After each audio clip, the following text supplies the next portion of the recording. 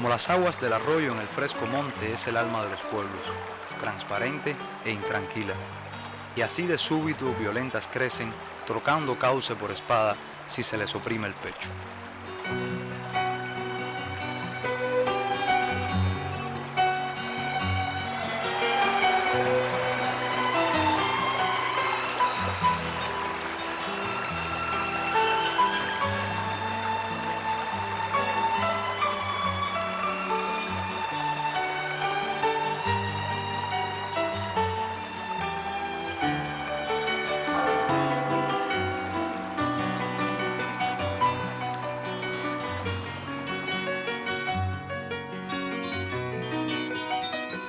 Así empieza esta historia que se desarrolla en la actual provincia de Granma.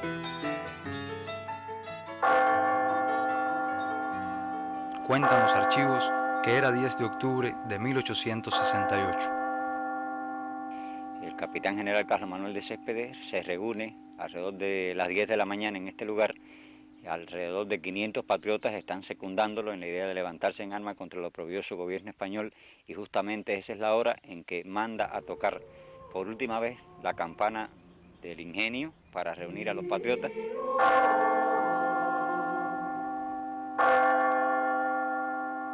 Y ese es el momento en que, después que llama a todos a la congregación para la lucha emancipadora, da la libertad a los esclavos que tenía alrededor de él y que había comprado el día 14 de marzo del año 1866 aquí en el Ingenio de Majagua.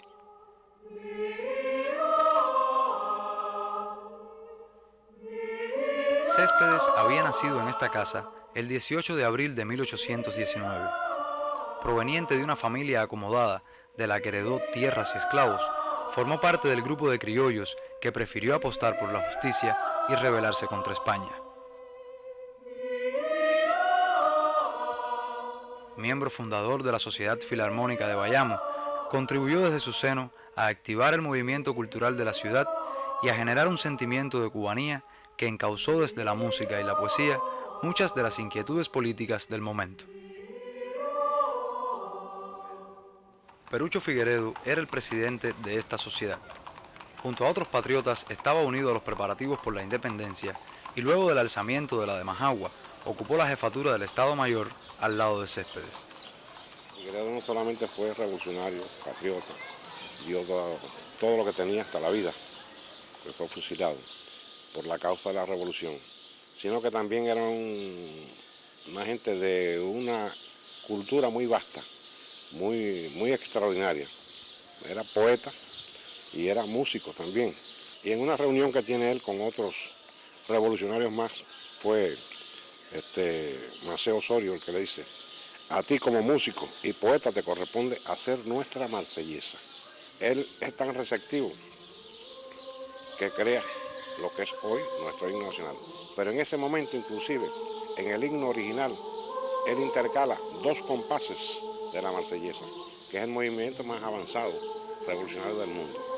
Él lo que no pudo hacer fue la instrumentación. Entonces recurrió a los servicios del maestro Manuel Muñoz Cedeño, un excelente y extraordinario músico bayamés, que lo instrumentó y lo interpretó por primera vez en la misa de Corpus Christi, en la iglesia de San Salvador de Bayamo.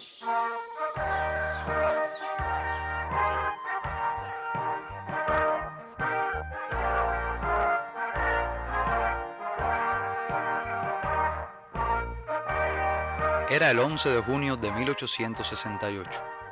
Desde entonces, las notas del himno cabalgaron junto a los patriotas. Céspedes, la de Majagua, la suerte estaba echada.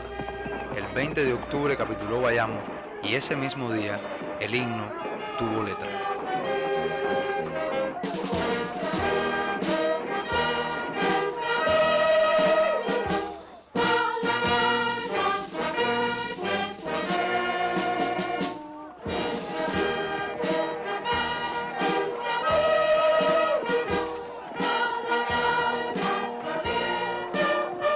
Así vivió Bayamo días de júbilo tras instaurar un gobierno revolucionario que, junto a su pueblo, ante la inminente toma de la ciudad por tropas españolas, decidió incendiarlo todo el 12 de enero de 1869.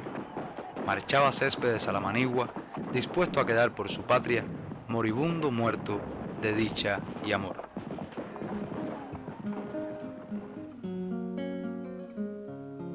Siempre las guerras de independencia las inician hombres muy avanzados, hombres generalmente ilustrados y por supuesto con una formación cultural, estética, cercanos a las artes, muchas veces artistas, grandes artistas incluso, como el caso de Martí.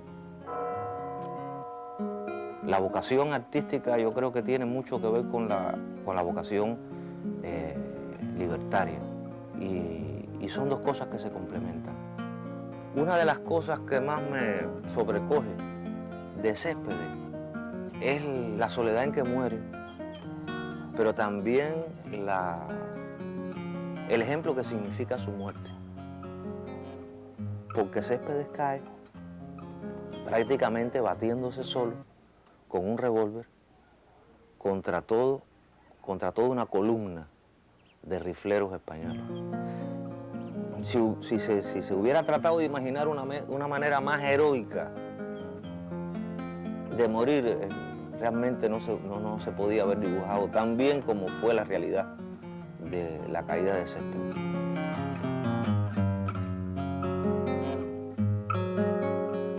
Un hombre muy ilustrado,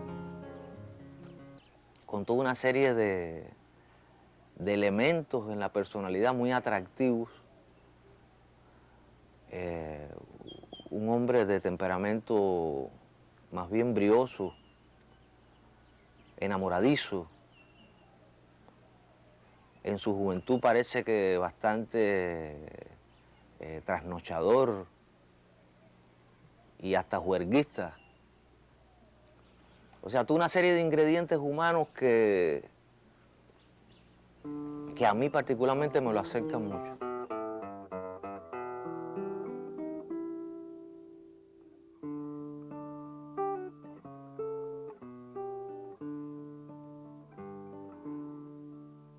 ¿No recuerdas, gentil Vallamesa,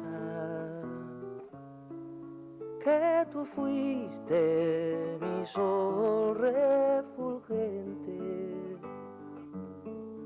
y risueño en tu lánguida frente, blando beso imprimí con ardor? Pero el incendio no se apagó, aunque la guerra no logró el éxito necesario. De Céspedes a Martí, de poeta a poeta, de pensamiento a pensamiento. Hay un fragmento en que Rubén Darío se refiere a José Martí, estando Martí vivo, y que Martí debe de haberlo leído, en que realmente se ve hasta qué punto Martí fue grande, sobre todo en el aspecto literario.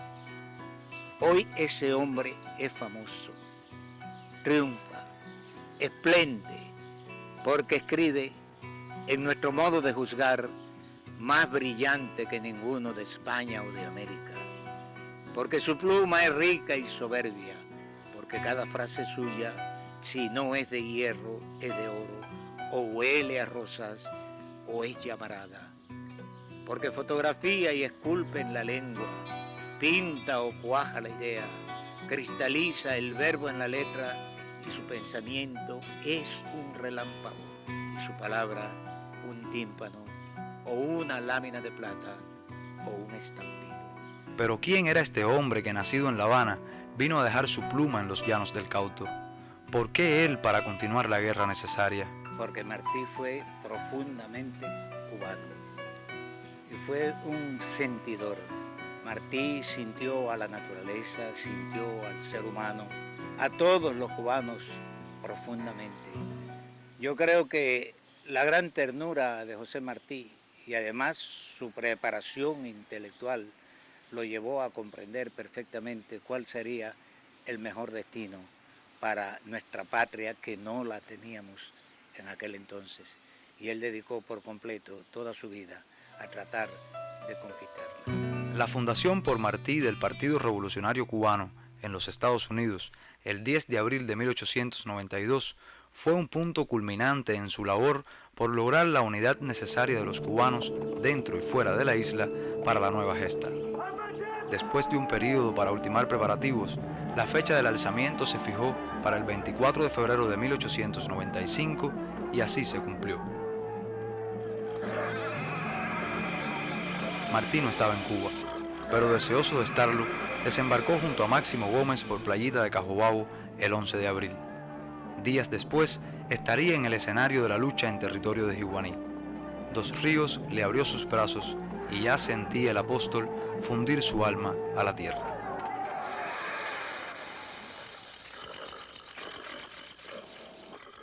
Dolorosamente pienso que Martí en sus últimas semanas ya quería dar, como dijo Fidel, su carga de caballería, y cuando tuvo la oportunidad de darla, la dio allí en Dos Ríos.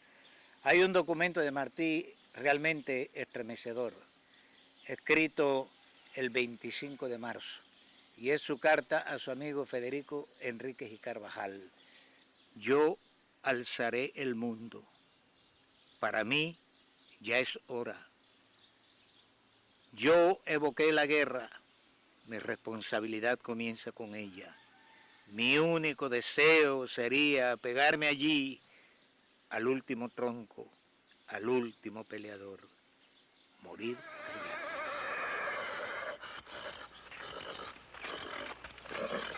El revólver de Martí no tenía ninguna bala disparada.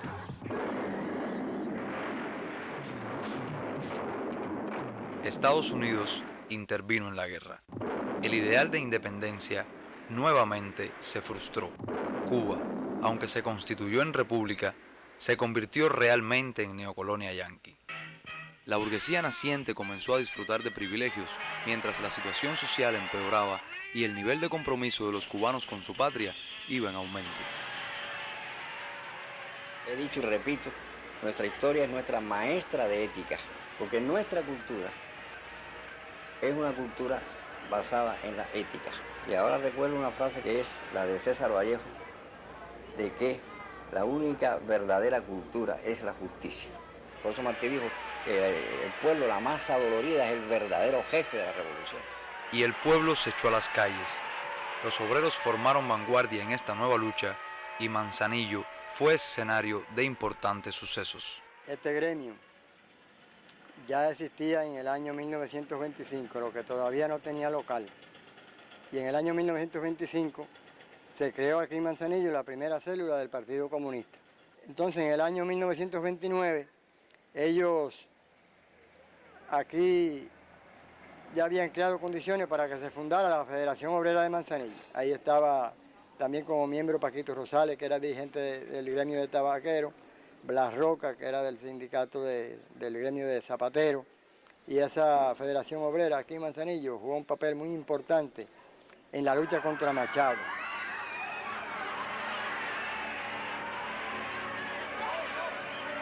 Aquí en Manzanillo casi todos los días había alguna manifestación contra la dictadura de Machado. Se efectuaban muchas huelgas de hambre, manifestaciones, mítines relámpagos. Los mítines relámpagos se efectuaban constantemente. Todas esas huelgas se dirigieron desde este local. Y aquí, este era el centro obrero del territorio este de Manzanillo, de la región de Manzanillo. En los campos se corría la misma suerte. Las cañas parecían rebelarse porque el azúcar costaba sangre a las espaldas y los brazos macheteros. De entre sus hojas salió Jesús. Jesús Menéndez Larrondo, negro, cubano, guerrero. Yo trabajé con Jesús Menéndez. Yo fui activista de la FENETA y Menéndez se destacó mucho y nosotros seguíamos las orientaciones que él le daba al movimiento obrero azucarero, porque todas eran en beneficio de los trabajadores, para radicalizar el movimiento obrero, pues le tocó a él radicalizar el movimiento azucarero, porque tú sabes que antes de la fundación de la CTC había muchos gremios y entonces después se hicieron los sindicatos ya revolucionarios. A él le tocó jugar ese papel en el movimiento azucarero. Menéndez le arrancó demandas a los patronos por más de 600 millones de pesos en un periodo bastante corto.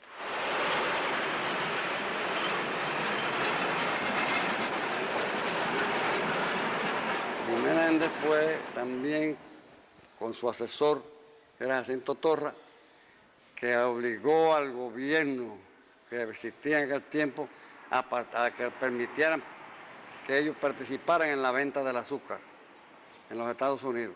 Entonces allí se sabía que había un periodo de alcismo en los precios que nosotros importábamos, de las mercancías que importábamos.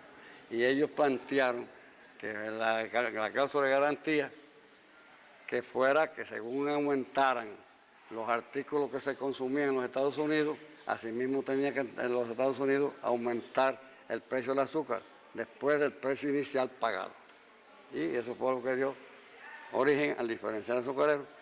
Y el primer diferencial fue en el 46, que fue unos cuantos millones que cogieron los trabajadores, incluso los colonos también se beneficiaron. Por eso no pudieron perdonarte y salieron a impedir una rebelión mayor.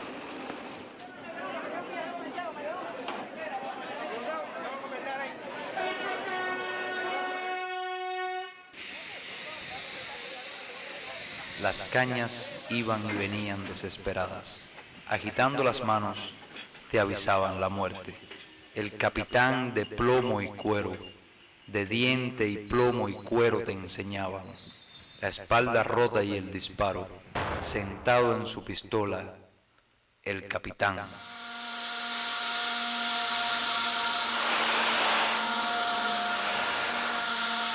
Su muerte se regó como pólvora. No hubo central sin luto. En Medialuna, a pocos kilómetros de Manzanillo, enseguida se supo la noticia. Para entonces ya no vivía en esta casa alguien que se incorporaría por entero al mismo ideal de lucha de Menéndez: Celia Sánchez Manduley.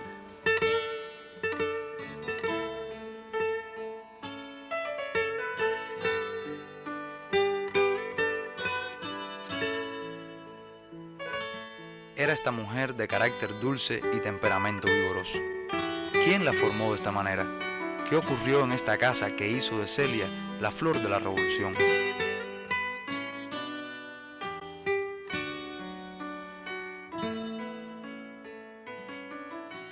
El padre de Celia Sánchez, el doctor Manuel Sánchez, es un individuo que además de médico y estomatólogo era un investigador excepcional.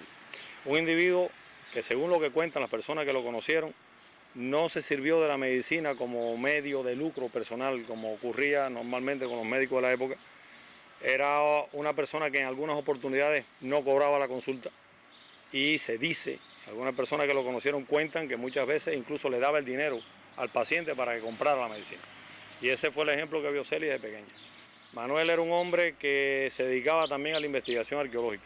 Es el hombre que a través de investigaciones históricas descubre el verdadero lugar donde cayó Carlos Manuel de Céspedes en San Lorenzo. Es el hombre que protagoniza la colocación del busto de José Martín el Turquino. Toda una personalidad, un individuo con una cultura excepcional, que además de eso fue un político honesto, fue la figura más importante del partido ortodoxo en esta zona. Aquí Chivás vino a visitarlo a Pilón, aquí recibió la visita de Carlos Enrique, es decir, que no estamos hablando de un hombre cualquiera. Él marcó a sus hijos y en particular a Celia. Había una empatía ideológica, además, muy fuerte, porque en esa visita de Chivás estaba Celia también. En el discurso que pronunció Chivás estaba Manuel, pero también estaba Celia. Si lo acompañó al Turquino a colocar el busto de José Martí, fue la hija que lo acompañó. Es decir, que había una relación que evidentemente la marcó definitivamente. Y además la biblioteca de su padre es una de las bibliotecas más ricas que hay aquí. Sánchez la enamoró de la literatura, de los clásicos, y todavía quedan ejemplares, el diccionario Salvat, te encuentras a Baudelaire, a Rimbaud, en fin, hay una biblioteca poderosa en la casa, y eso evidentemente tiene que haber influido en ella. Después, el doctor Sánchez y su familia se mudaron a Pilón. Desde esta casa y este pueblo, Celia se fue vinculando poco a poco a las acciones revolucionarias hasta que se convirtió en miembro del movimiento 26 de julio. Desde que se produce el golpe de Estado de Batista, hay un individuo llamado Emilio Ochoa que proclama públicamente que a Batista hay que combatirlo con las armas. Y Celia se enamora de la idea. Y ya otros muchos también trabajaban para esta idea. El joven abogado Fidel Castro, quien se convertiría en el líder definitivo para alcanzar la independencia deseada, ya comandaba al grupo que quedaría para la historia como la generación del centenario y que inició sus acciones el 26 de julio de 1953. Aquí se refugiaron el día antes y en la madrugada del 26 asaltaban el cuartel Carlos Manuel de Céspedes, aquí en Bayamo, mientras Fidel y otro grupo de patriotas disparaban sobre el Moncada en Santiago de Cuba.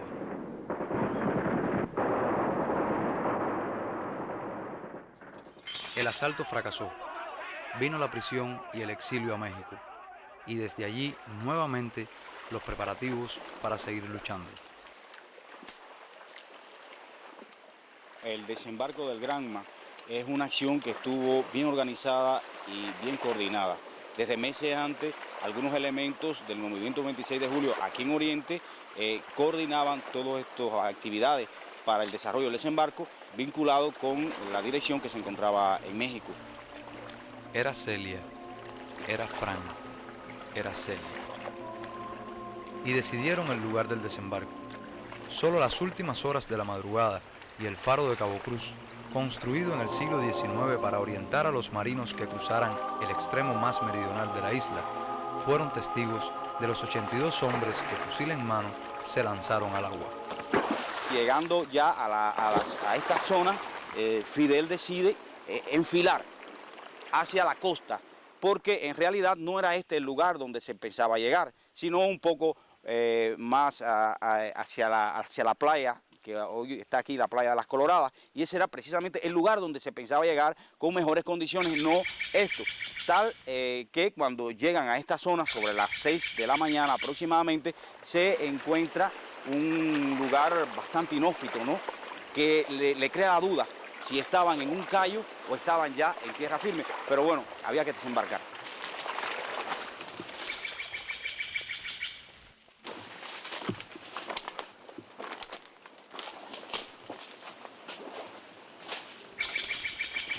Después del azaroso trayecto Luis Crespo, que venía marcando la vanguardia, divisó la casa esta del campesino. Contacta con él, le dice que es necesario que vaya con él a ver a Fidel.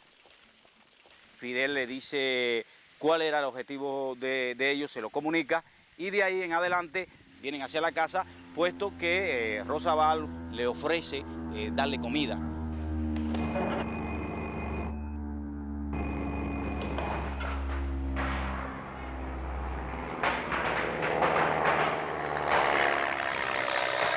Fidel, viendo que la casa era un lugar de poco refugio, deciden ir hacia un bosque que quedaba un poco más cerca y es así como, esperando un rato, decidieron continuar la marcha hacia la sierra.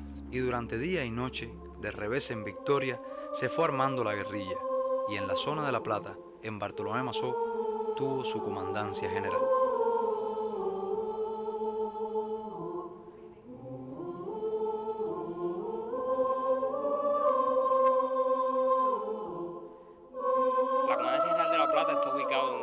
Privilegiado de la Sierra Maestra. Es el punto escogido por nuestro comandante en jefe para dirigir toda la campaña guerrillera contra la dictadura de Batista. Hay todo un respeto naturalista y ecológico en este lugar, por cuanto no se afecta los árboles, ni incluso el relieve de ese lugar.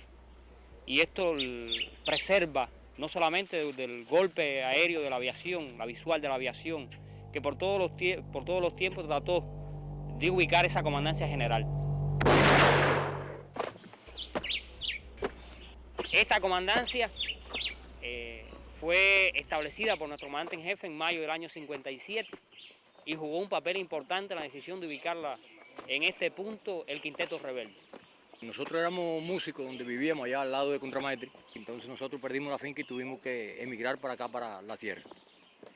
A la semana de estar aquí, conocimos los primeros rebeldes, como a los 15 o 20 días apareció Fidel y nos mandaron a buscar.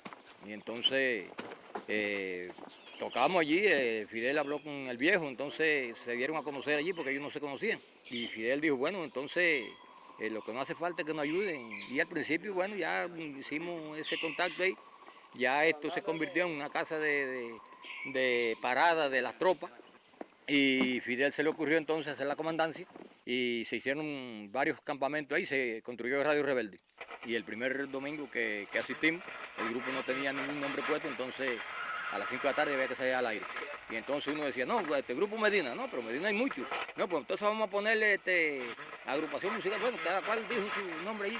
Y entonces ya eran las 5 de la tarde y dice Eduardo, bueno, ustedes son rebeldes y nosotros, esta es la revolución.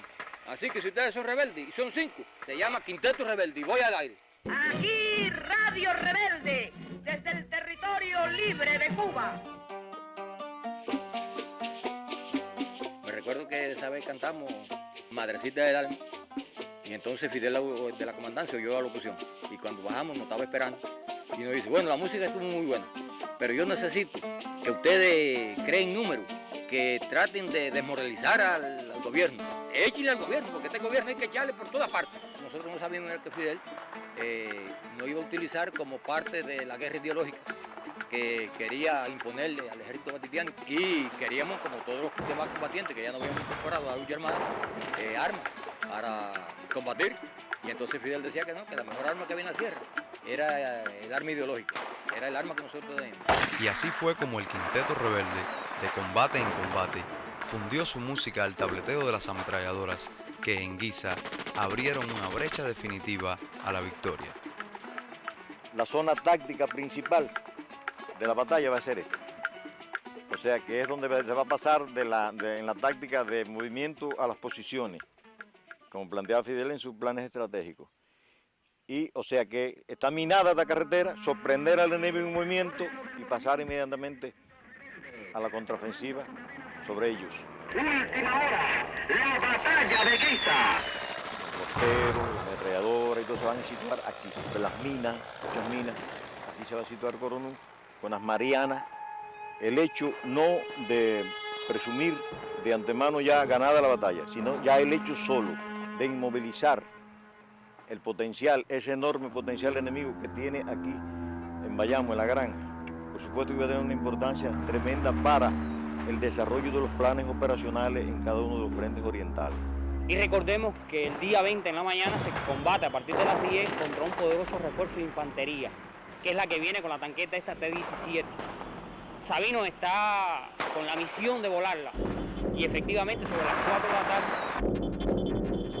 la tanqueta se elevó varios metros y cayó con la torre clavada en el pavimento de la carretera. Los combates que se libraron aquí fueron de los combates más cruentos de la Sierra Maestra. El 26, sobre todo el 27, que es cuando cae Coronú y caen otros compañeros más. Esto fue una proeza militar y fue realmente la aurora que iluminó ya el triunfo insurrecto. A partir de Guisa, del triunfo de Guisa, la guerra va a durar un mes. Cuando se acabó la guerra, que él habló y nos dijo que la guerra había terminado, pero que la revolución continuaba. Entonces unos campesinos, analfabetos, no entendíamos. Bueno, entonces, ¿cuál es la guerra y cuál es la revolución? Y al cabo de los años se va desarrollando y es cuando nosotros vamos comprendiendo lo que era la revolución, que es esta. Era mucho más dura que la guerra que habíamos hecho nosotros. Y tenemos que continuar, cueste lo que cueste. Así se formó lo que somos, y en la transparencia y tranquilidad de estas aguas sigue estando el espíritu que nos alienta, el alma de la nación.